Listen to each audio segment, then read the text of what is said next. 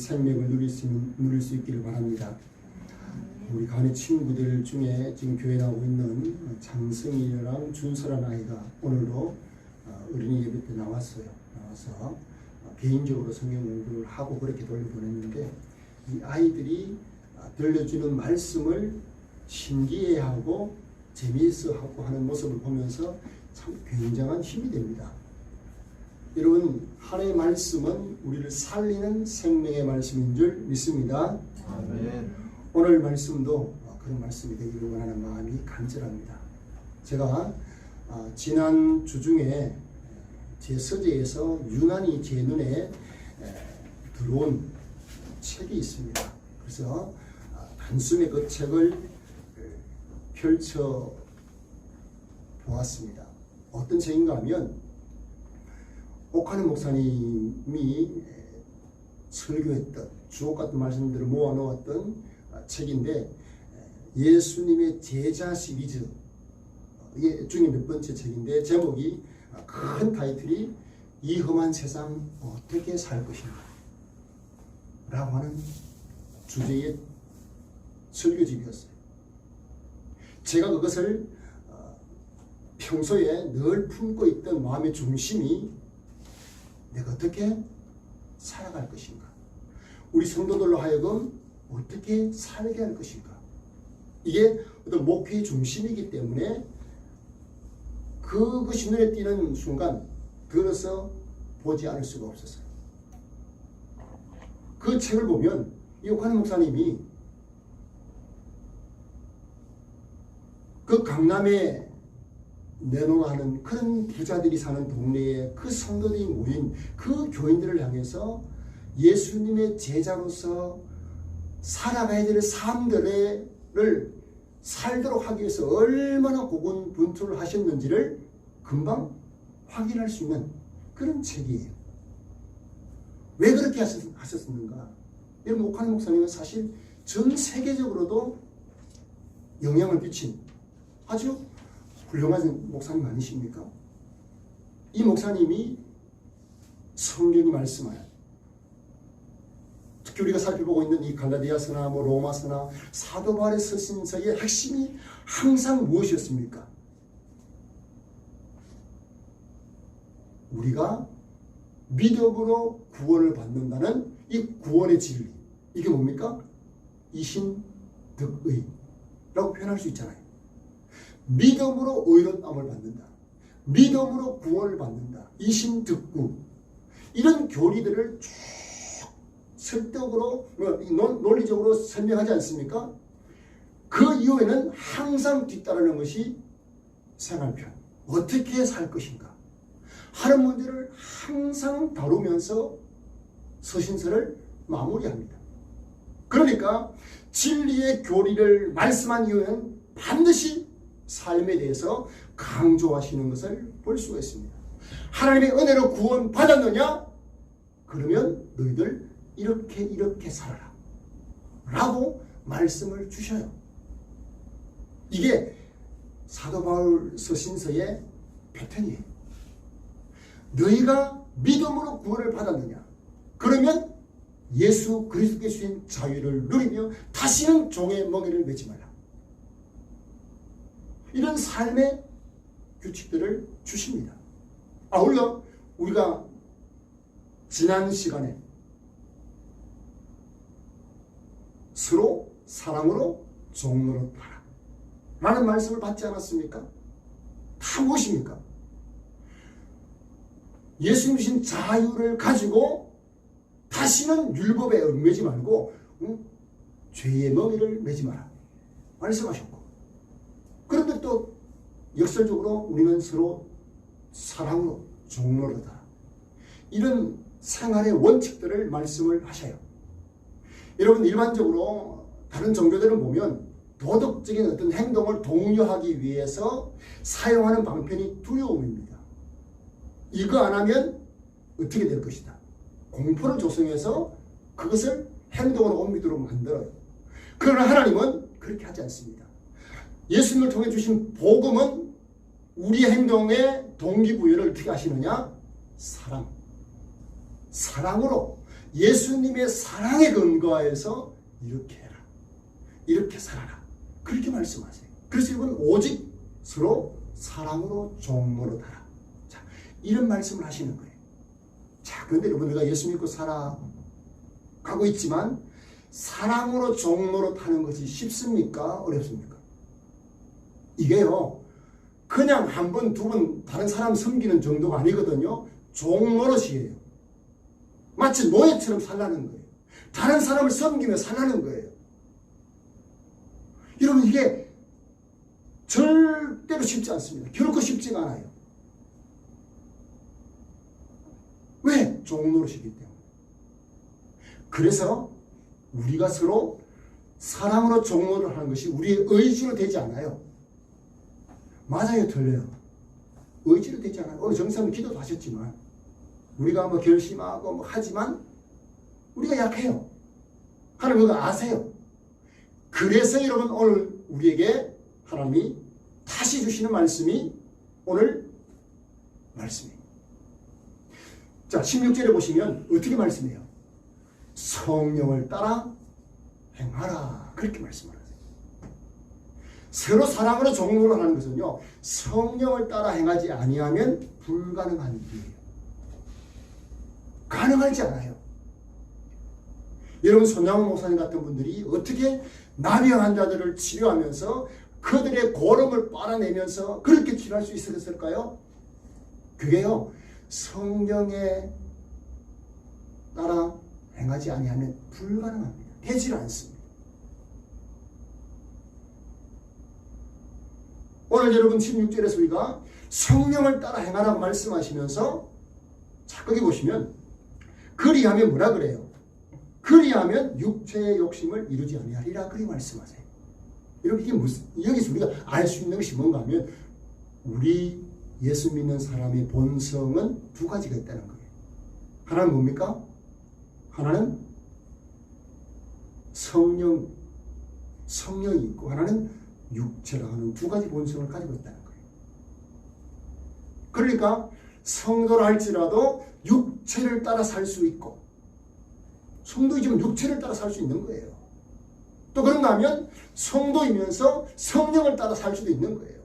그러니까 어떻게 해요? 육체를 따라가는 성도가 아니라 성령을 따라 사는 성도가 되라 라고 말씀을 하고 있는 거죠. 명령으로 주어집니다. 이 명령이요 얼마나 준엄한지 육체를 따라 사는 삶과 성령을 따라 행하는 삶에 대해서 대조를 해요. 대조를 하면서 육체의 일을 행하면 어떻게 된다고 말씀을 합니까? 자, 21절 끝부분을 한번 보세요. 육체의 일을 따라 살아가면 어떻게 된다고 경고를 하시는지, 얼마나 강요가 경고하시는지. 자, 이런 일을 하는 자들은 어떻게 된다고요? 하나님의 나라를 유업으로 받지 못할 것이다. 여러분 굉장한 경고 아닙니까? 천국 못 간다는 얘기예요. 자, 여러분 여기에서 왜 이렇게 사도 바울이 육체의 일과 성령을 따라 행하는 것을 대조를 시키면서 육체를 따라가면 하나님 나라를 유업으로 받지 못한다 말씀하실까요? 여러분 우리가 믿음으로 구원을 받으면 반드시 구원을 받습니다. 그런데 왜 이렇게 강조할까요? 그만큼 성령을 따라서 행하는 삶을 살라는 겁니다. 그것을 더욱 강조하기 위해서 이렇게 표현한 것이죠. 자, 여러분 우리가 육체가 아닌 성령을 따라 행해야 할 이유가 바로 여기 있는 거죠. 어떻게 하면 그러면 여러분 우리가 성령을 따라 행할 수 있을까요? 어떻게 해야 할까요? 여러분 우리가 사는 현실은 어떻습니까? 하루하루 살아가지만 우리가 살아가는 현실은 믿지 않는 세상 사람들 속에서 함께 살아가고 있어요. 그러다 보니까 알게 모르게 그들의 영향을 고스란히 받으면서 살아가는 것이 현실 아닙니까? 나도 모르게 그들이 추구하는 가치를 슬그머니 따라가고 있는 그런 때가 적지 않잖아요. 솔직하게 말해서. 우리가 보아서 알아요. 돈을 따라가는 인생을 살다가 큰 부자도 죽을 때 빈손으로 가는 것을 우리가 보았어요. 수도 없이 보았어요. 근데 다 세상 사람들이 돈을 추구하며 살아가니까 마치 우리가 거기에 영향을 받아가지고 그렇게 살면 안 됨에도 불구하고 돈을 따라 사는 모습이 우리에게 있어요. 그럴 수 있어요. 우리가 성도들도. 그걸 말씀하는 거예요. 16절에. 그리고 이런 메뚜기 단체라고 뭐 인기를 얻고 권력을 누리고 하는 것들, 이게 뭐 여러분 계속되지 않잖아요. 다 유한해요. 끝이 있더라고요. 도박에 빠지거나 쾌락을 추구하는 사람들, 야, 저 사람들처럼 뭐 캠핑도 가고 뭐도 하고 나는 못하면 뒤치져지는 것 같고 그래가지고 하다 보면 어떻게 됩니까? 육체의 일을 하면서 성령을 따르지 않는 삶을 사는 것이 그냥 자연스러워질 수 있는 것이 우리 신앙생활이에요. 이게 현실이에요. 세상 사람들과 같이 살려고 하지는 않지만 나도 모르게 별반 차이 없는 그런 삶을 살기가 쉬운 것이 현실이 아닙니까? 제가 너무 지나치게 우리의 어떤 신앙생활을 비하하는 걸까요? 실제로 가만히 보면 그렇지 않아요. 신앙생활을 하면서도 세상 사람들처럼 나도 모르게 그렇게 산다니까요. 그런 우리에게 하나님께서 뭐라 말씀하신다고요? 성령을 따라 행하라. 그리하면 육체를 이루지 아니하리라. 이런 건 아주 강력하게 우리가 말씀하세요. 성도라면 육체를 따라가는 삶이 아니라 성령을 따라가는 삶을 살라 명령하고 계신 것을 볼 수 있습니다. 그러니까 그리스도인들이 성령을 따라 산다면 타락한 인간의 본성이나 사악한 욕심을 성취하지 않게 될 것이다. 그렇게 말씀하시는 거예요.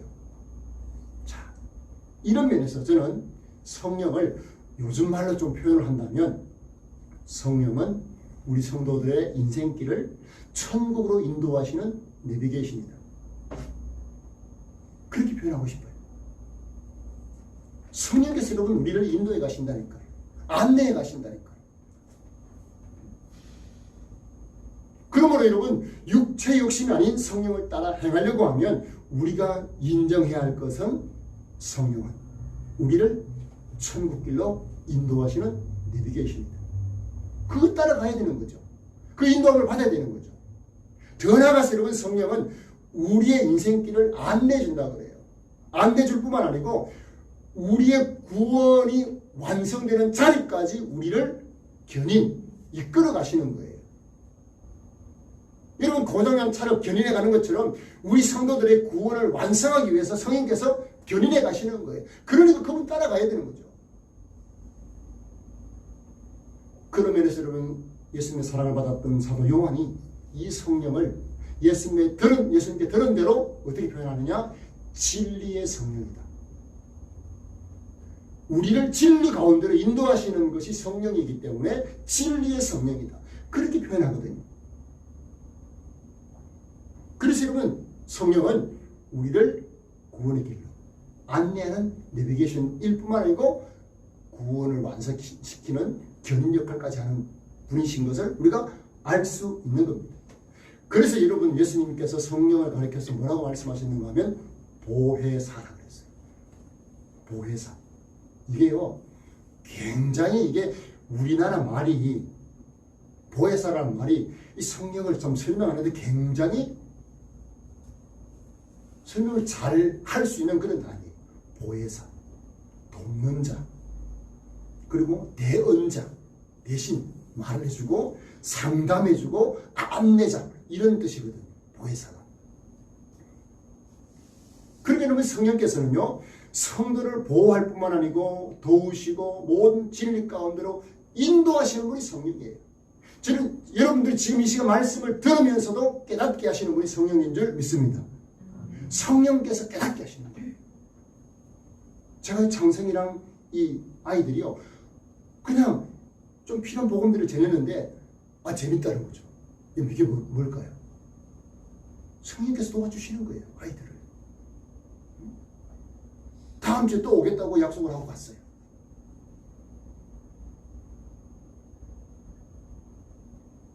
이런 분명히 하셔야 됩니다. 진리의 영, 진리의 성령은 우리를 진리로 인도합니다. 이 진리는 예수 그리스도를 가리키죠.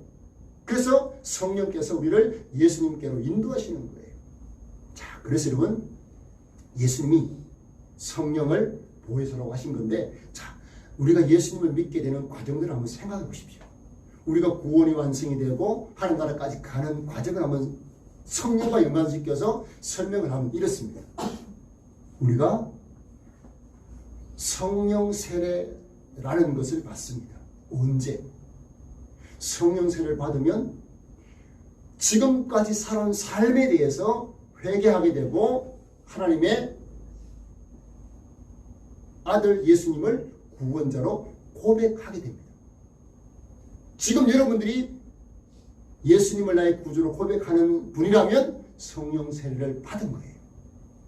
내가 어떤 감정적으로 느낌도 없지만 받은 거예요.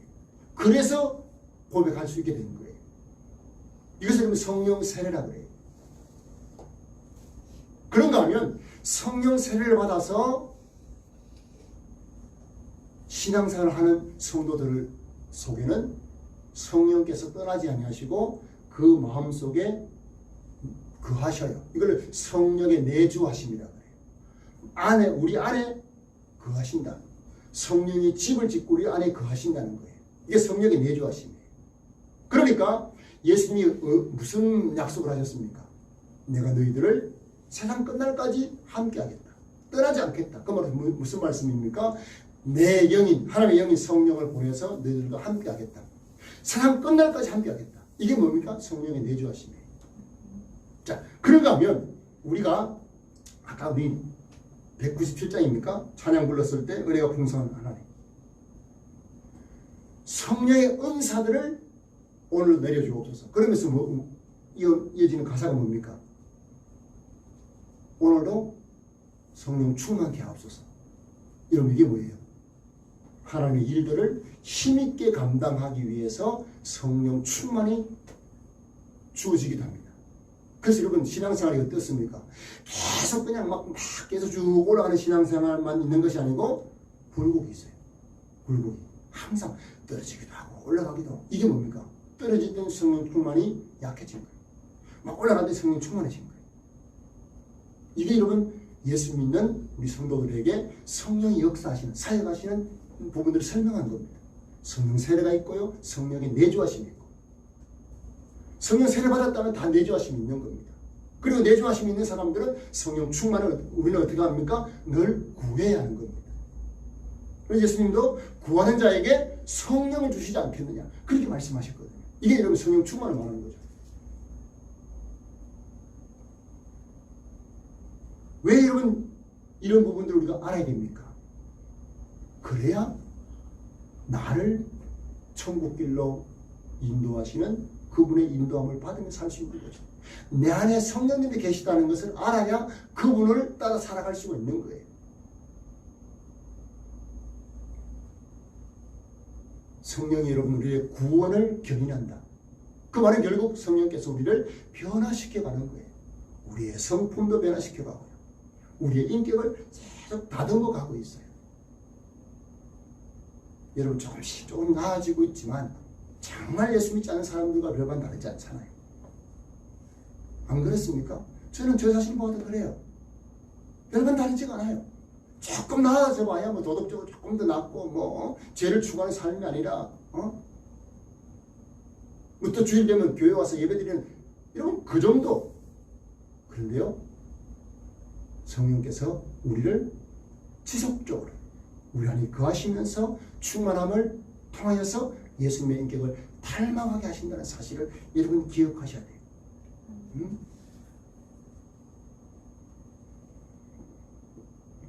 여러분 구원의 완성은 결국 성령께서 하시는 일이에요. 그래서 성령을 따라 살 수밖에 없는 것이 우리의 성도의 삶인 거예요. 성령을 따라 살아야 어떻게 성경이 말씀합니까? 육체를 따라 살지 않는다. 그렇게 말씀하지 않습니까? 자, 그래서 여러분 육체라고 하는 단어, 제가 지난번에도 말씀드린 적이 있는데 여기서 말하는 육체, 자 16절을 보시면 육체의 욕심이라는 단어가 나오죠. 육체의 욕심. 이게 여러분 우리 안에 본성으로 있어요. 자, 이 육체의 욕심을 17절에 보면 육체의 소욕이라는 말로 사용하고 있습니다. 자, 육체의 욕심이나 육체의 소욕에 대해서 여러분 오해를 하시면 안 돼요. 어떤 면에서 오해하시면 안 되는가 하면 이게 육체의 욕심이라고 하니까 뭐 밥 먹고 싶고 좀 더 자고 싶고 뭐 이런 것을 육체 소욕이라고 말하지 않아요, 성경은. 그런 것들은 여러분 배고프면 당연히 먹어야 돼요. 이런 맛집 찾아가는 거 이게 나쁜 게 아니에요. 또 피곤해서 좀 더 자는 거, 낮잠 더 자는 거 이게 나쁜 게 아니라는 거예요. 그걸 육체의 욕심이다 그렇게 말하지 않아요.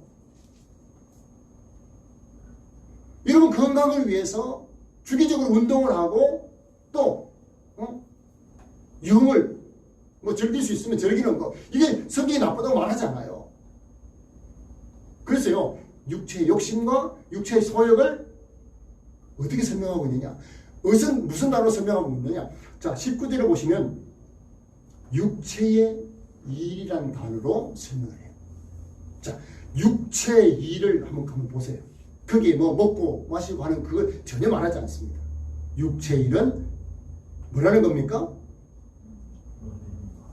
음행, 더러운 것, 호색, 우상숭배, 주술, 원수 맺는 것, 분쟁, 시기, 분내, 투기, 술취함, 방탕 이런 것들이라고 말하잖아요. 그래서 뭐 육체적인 뭐 먹는 거 이런 거 막 한다고 여러분 사람들 그렇게 재단하지 마세요. 육체적인 사람이 그렇게 말하죠. 이건 당연한 거예요. 분명히 육체의 일은 그런 걸 말하는 것이 아니라는 사실을 아셔야 돼요. 이 육체의 일에 대해서는 조금 뒤편에서 좀 설명을 드리도록 하겠습니다. 여러분 여기 말하는 육체의 욕심은 뭘까요 그러면? 이것은 19절에 보니까 육체의 일은 보니까 뭡니까? 다 죄와 관련된 것들이에요. 그러니까 육체의 욕심은 죄를 지으려고 하는 인간의 본성을 말하는 거예요. 죄성을 말하는 거예요. 자, 우리가 예수 믿고 나도 우리에게는 뭐가 있다는 거예요? 이 죄의 본성은 그대로 남아있다는 거예요. 안 믿는 성도들에게 없는 것이 다 딱 하나, 그들은 성령이 없지만 그들도 죄의 본성이 있고 그래서 죄의 본성 따라 사는 거죠.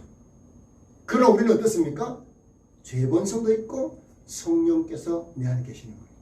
그러니까 이 둘이 항상 어떻게 되느냐? 항상 갈등하는 거예요. 그래서 성령과 육체의 욕심이 뭐합니까? 항상 싸우는 거예요. 그것을 여러분 16절에 어떻게 설명합니까? 17절에 육체를 거스른다. 성령을 거스른다. 성령과 육체의 욕심이 소욕이 뭐한다는 겁니까? 싸운다는 겁니다. 그리고 여러분 우리 안에는 항상 전쟁터입니다. 무엇과 무엇이 싸워요? 성령과 육체의 욕심이 항상 싸우는 거예요.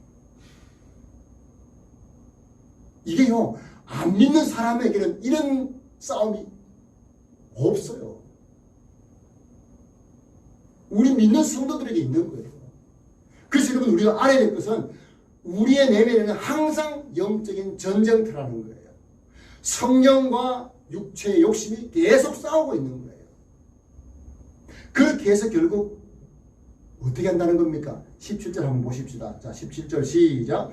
육체의 소욕은 성령을 거스르고 성령은 육체를 거스르나니 이 둘이 서로 대적함으로 너희가 원하는 것을 하지 못하게 하려 함이니라. 아멘.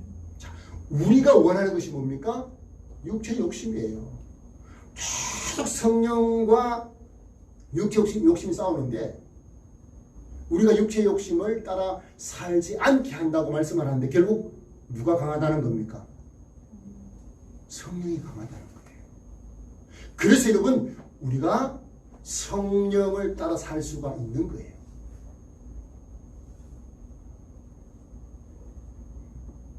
여러분, 죄를 지으려고 하는 육체의 본성이 우리에게 여전히 남아있지만 어떻습니까? 성령께서 어떻게 해요? 우리의 그 본성을 자꾸 대적하는 거예요. 야, 그건 아니잖아. 너 이렇게 살아야 되잖아. 계속적으로 우리 안에 갈등, 이 전쟁이 일어나는 거예요. 여러분, 이것이 이상한 걸까요? 내가 믿음이 없어서일까요? 여러분, 이런 갈등이 없는 사람, 없는 분 계세요 혹시? 한번 쳐다보세요. 혹시 없는 분 계세요? 이런 갈등이 없는 분이라면 예수 안 믿는 사람이에요. 믿는 사람에게는 갈등이 있습니다. 이런 갈등. 죄를 지으려고 하는 본성이 막 있어요. 막 올라와요. 그런데 어떻게 해요? 성령이 자꾸 그걸 대적해가지고 못하게 해요. 이런 갈등, 이런 전쟁은요, 우리만 한 것이 아니라 사도 바울 같은 훌륭한 하나님의 사람들도 동일하게 이 전쟁을 했습니다. 그래서 로마서를 기록하면서 로마인들에게 선생을 보내면서 사도 바울이 로마서 7장에 뭐라고 그런 줄 아십니까? 한번 찾아보실랍니까? 자, 로마서 7장 21절. 자, 갈라디아서 조금만 넣으면 됩니다. 신약성경 246쪽. 한번 찾아보시죠. 7장 21절에서 24절까지. 자, 같이 한번, 자, 249쪽이네요. 자, 읽습니다. 시작. 그러므로 내가 한 법을 깨달았노니 곧 선을 행하기 원하는 나에게 악이 함께 있는 것이로다. 내 속사람으로는 하나님의 법을 즐거워하되 내 지체 속에서 한 다른 법이 내 마음의 법과 싸워 내 지체 속에 있는 죄의 법으로 나를 사로잡는 것을 보는도다. 오호라, 나는 곤고한 사람이로다. 이 사망의 몸에서 누가 나를 건져내랴. 아멘.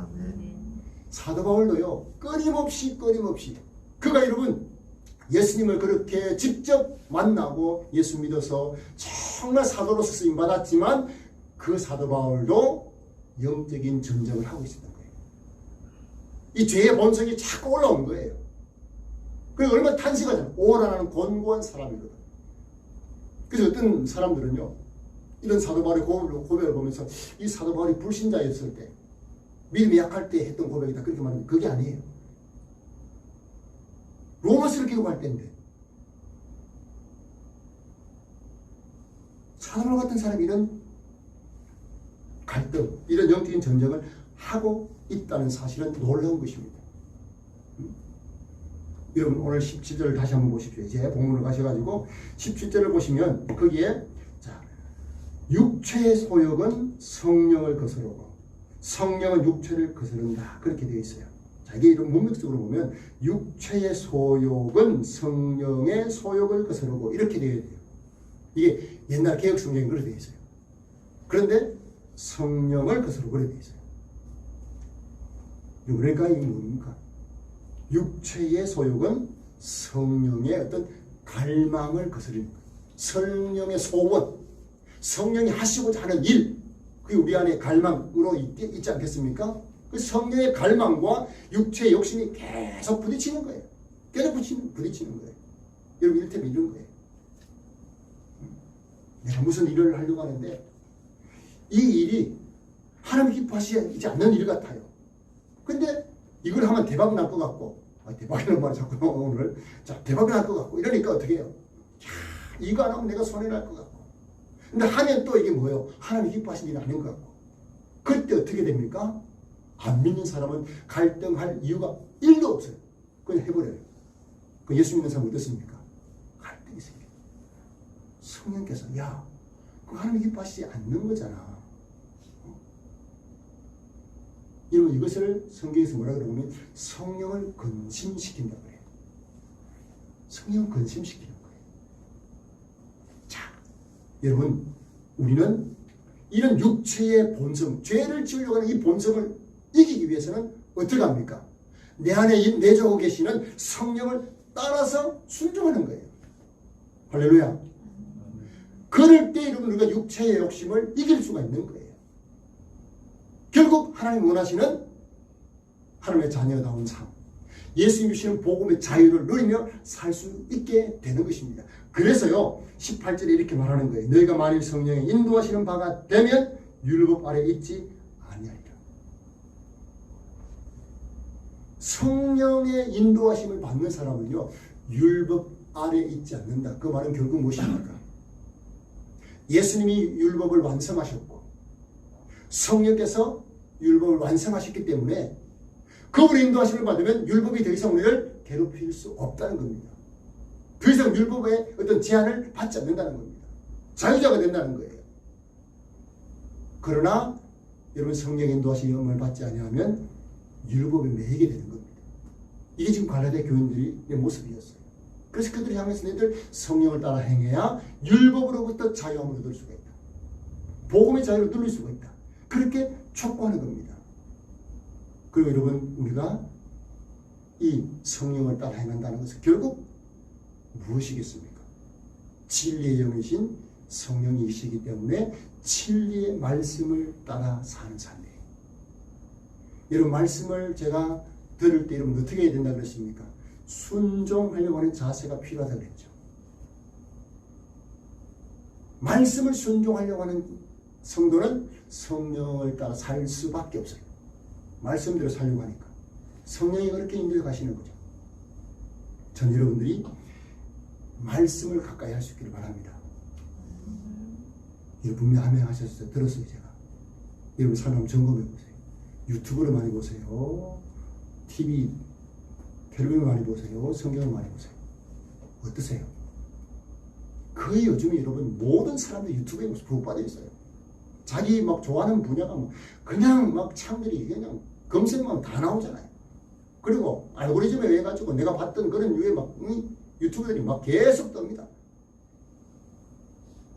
잘못하다가요. 저도 설교 준비하다 잘못 유튜브 들어가니 뭐 검색하다 유튜브 연결되면 그거 보다 보면 이게 정신이 없을 때가 있어요.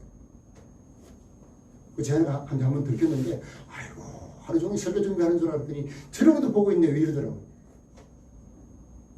여러분 성경을 많이 보세요. 유튜브를 많이 보세요. 하나님 말씀 봅시다.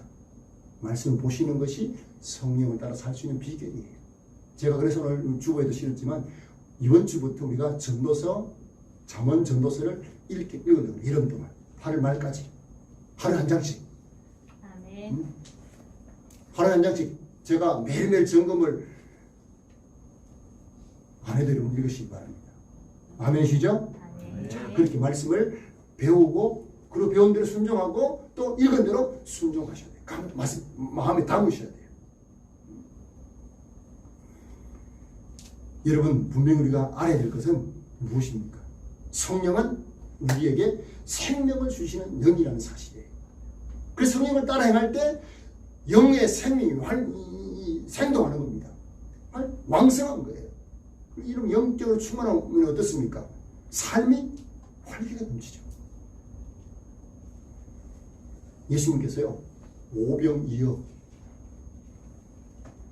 보리떡 5개와 물고기 2마리로 장작 남자들만 5,000명을 먹인 그 기적을 행하고 나니까 사람들이 와, 저 예수님이 우리의 임금이 되면 우리의 먹고 사는 문제 다 해결되겠다 이래가지고 예수님 임금 삼으려고 했을 때 예수님이 뭐라고 하신 줄 아십니까?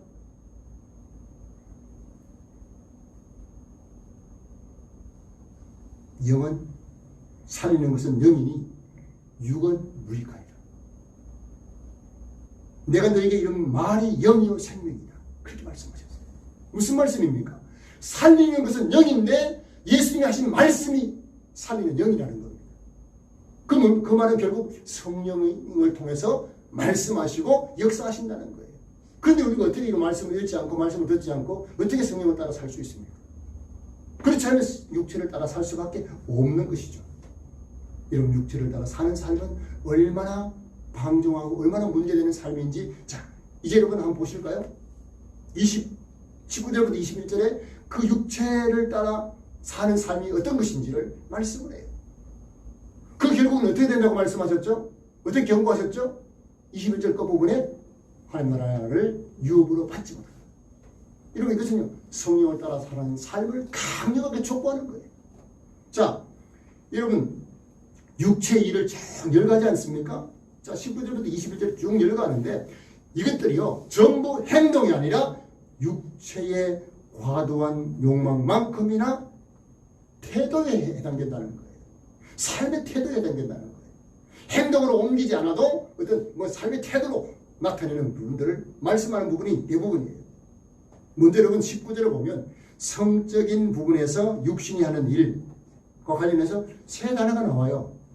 자, 그게 뭡니까? 육체의 일은 분명하니 곧 음행, 더러운 것, 호색. 이게 뭡니까?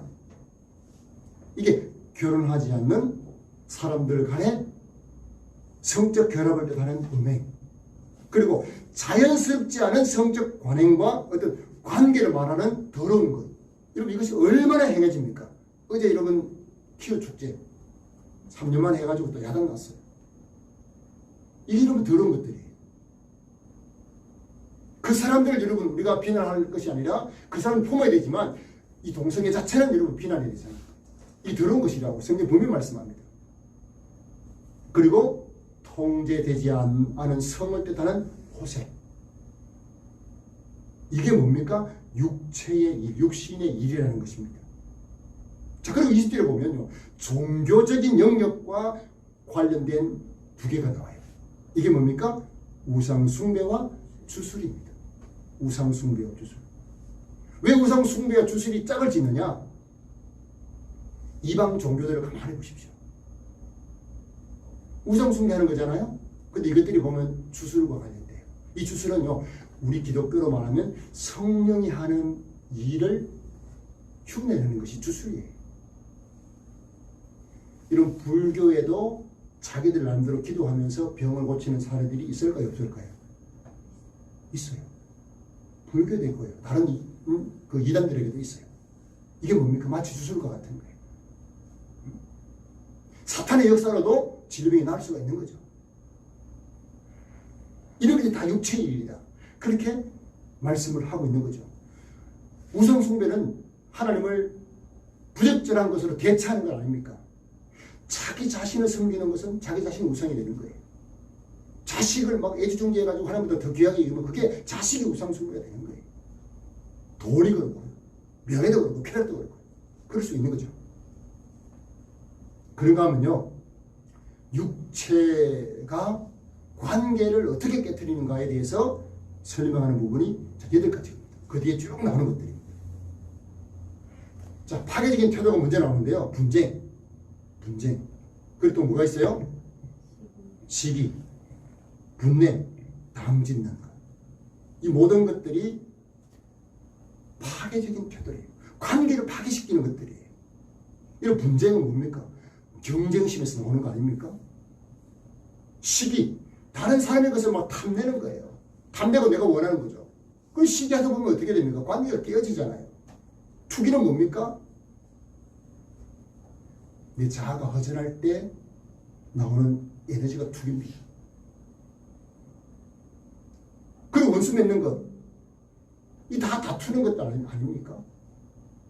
이런 것들이요, 관계를 다 파괴시키는 그런 육체의 일들입니다. 여러분, 사실 여러분 세상 속에 살다 보면 일이 힘들어요? 사람과의 관계가 힘들어요? 네? 안 살아보셨어요? 일이 힘든가요? 사람과의 관계가 힘든가요? 사실 일보다요, 사람과의 관계가 더 힘들어요. 사람과의 마음 맞는 사람만 있으면 어때요? 일하는 것이 힘들어도 그때는 해낼 수 있어요. 근데 이런 관계를 깨뜨리는 것들이요, 다 오늘 육체 일들이라는 겁니다. 마지막 여러분 4가지는요, 관계를 깨뜨리는 그런 육체 일들로 인해서 나타난 결과들이 마지막 4개입니다. 그게 뭡니까? 분열함, 이단. 이게 분열은 뭡니까? 논쟁적이 되거나 싸우려고 하는 태도 아닙니까? 분내, 바로 폭발하는 거 아닙니까? 당 짓는 것. 이 다 분리하는 거잖아요. 이단은 패를 짓고 무리들끼리 서로 싸우게 하는 것. 이런 보십시오. 요즘 이단들이 얼마나 가정을 파괴하고 다툼을 야기시킵니까? 이런 것들이 여러분 관계를 깨뜨립니다. 자, 그리고 마지막 두 개, 중독에 관한 육체일이 두 개 나와요. 그게 술 취함과 방탕함입니다. 술 취함과 방탕. 이 방탕은요, 어떤 성적인 타락을 말하는 것이 아니고 이 지나친 음주, 술에 취하는 거예요. 여러분, 이것이요, 우리 꼭 술에 취해서 취하는 것이 아니라 세상에 취하는 것도 여러분 이거 다 중독이 될 수 있는 거예요. 여러분, 우리나라가 뭐 양주라든지 뭐 이런 포도주 같은 거 수입이 뭐 세계 1위라든가 뭐 이런 얘기들을 들은 기억이 있는데 그만큼 사람 술을 많이 마셔요. 술 취하려고 하면 무슨 일이 생깁니까? 온갖 범죄들이, 정말 나쁜 일들이 일어나지 않습니까? 이런 것들이 다 무엇입니까? 육체의 일을 따라 행할 때 일어나는 거예요. 근데 여러분, 우리 안에도 이런 죄의 본성들이 남아있다는 거예요. 남아있다는 거예요. 그런데 성령의 갈망, 성령이 강력하게 소원하는 것 때문에 이 육체의 욕심과 계속 다툼이 있어가지고 우리로 하여금 육체의 일을 하지 못하게 만드신다는 거예요. 그래서 여러분, 우리를 예수님을 닮은 인격으로 다듬어 가시는 거예요. 이런 것이 얼마나 큰 은혜입니까?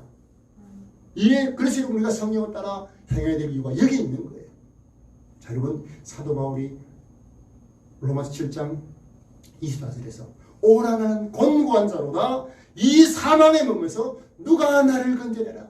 그렇게 탄식하던 거가 바로 그 다음 절에 25절에 뭐라고 나오는가 하면 우리 주 예수 그리스도로 말미암아 하나님께 감사하리로다. 그렇게 탄식하던 그가 예수님 때문에 하나님께 감사한다. 그렇게 고백하고 있어요. 이런 그 말은 무슨 말입니까?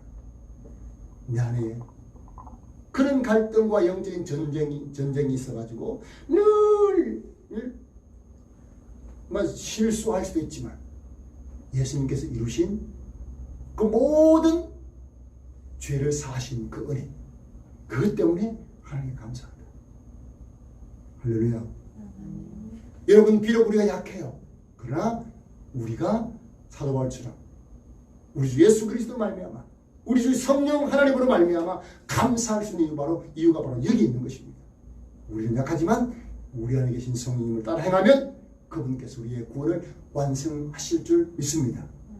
그리고 예수님의 인격을 조금씩 담도록 우리 인도하신다는 사실을 여러분 기억하시면서 육체의 욕심과 성령의 갈망, 이 전쟁을 지속적으로 하더라도 성령을 따라 행하는 그런 성령의 사람들이 다 되시기를 주님의 이름으로 축복합니다. 아멘. 자, 우리 찬양을 드리십시다. 190